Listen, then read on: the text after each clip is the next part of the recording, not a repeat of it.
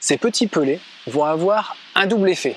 Être nombreux, forcément il y a une super grosse densité en termes de nombre dans 1 kg, par rapport forcément à 1 kg de 9, 1 kg de 1 mm représente beaucoup plus de pelets, donc un meilleur tapis sur le fond, donc une meilleure capacité et une meilleure densité d'aliments potentiels entre espèces, entre poissons.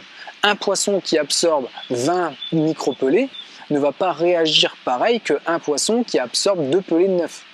Si c'est des carpes qui vont manger énormément, la bonne poignée de pelés de 9 ou 12 ou 14 peut être ramassée en 2-3 minutes.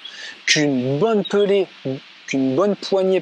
de pelés en 1 ou 3 mm va être beaucoup plus long à ramasser, et la carpe est tellement fouisseuse de toute façon qu'elle va également en mettre un peu partout, donc il va y avoir un rôle et un avantage à ce que la zone soit pêchable. Si on considère qu'une zone est pêchable en tant que les poissons sont là s'il y a de l'amorce, et c'est un peu ce qui va se passer printemps-été.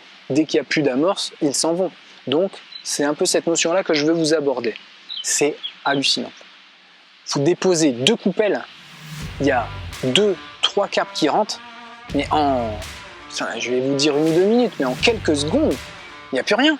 C'est ça qui est super intéressant en fait.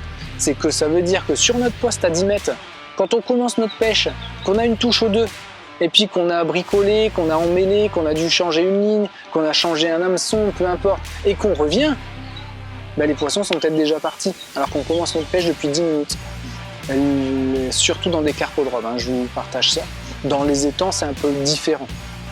Et il va quand même y avoir un rôle des petits qui arrivent tout de suite, les petits gardons, les gros gardons, ensuite on va avoir les brèmes, ensuite on va avoir plus tendance à avoir les tanches et les carpes, c'est cette logique-là sur une pêche classique en étang à l'amorce. Le rôle des pelés, c'est beaucoup plus appétant, beaucoup plus attractant en termes de facilité à s'alimenter, mais du coup c'est aussi beaucoup plus limitant quelque part dès qu'on va utiliser des moyens ou des gros pelés. Et ça c'est intéressant à comprendre. Allez, on continue cette vidéo avec les types de pelés de pêche. Est-ce que j'utilise des pelés mous ou des pelés durs? Ça aussi c'est ultra intéressant. Mais généralement, depuis quelques années, c'était un peu la réflexion qu'il y avait là, un peu chiante entre 2010, bon c'est vraiment le début, mais entre 2012, 2016, 2017, où on va avoir des pelés quasiment que durs. Parce que est-ce que ce type de pêche va réellement marcher? Et maintenant on a des boîtes tout faites de pelés mous, plein d'arômes, plein de couleurs, qui sont ultra pratiques pour écher. Vous devez tester des marques pour savoir quel type de pelé mou vous préférez en fonction de vos pêches ciblées. Il va y avoir des choses intéressantes à tester. Pas forcément uniquement la notion du pelé mou et de la marque, même si on va venir sur cette chaîne à parler de marques, de produits, de tests de matériel d'ici peu de temps, je vous le promets, et ça va être super intéressant, parce que vous êtes plein de l'avoir demandé en retour. Eh bien ces pelés mous, comment vont-ils être fixés? Généralement pelés mous, on l'enfile directement sur l'hameçon.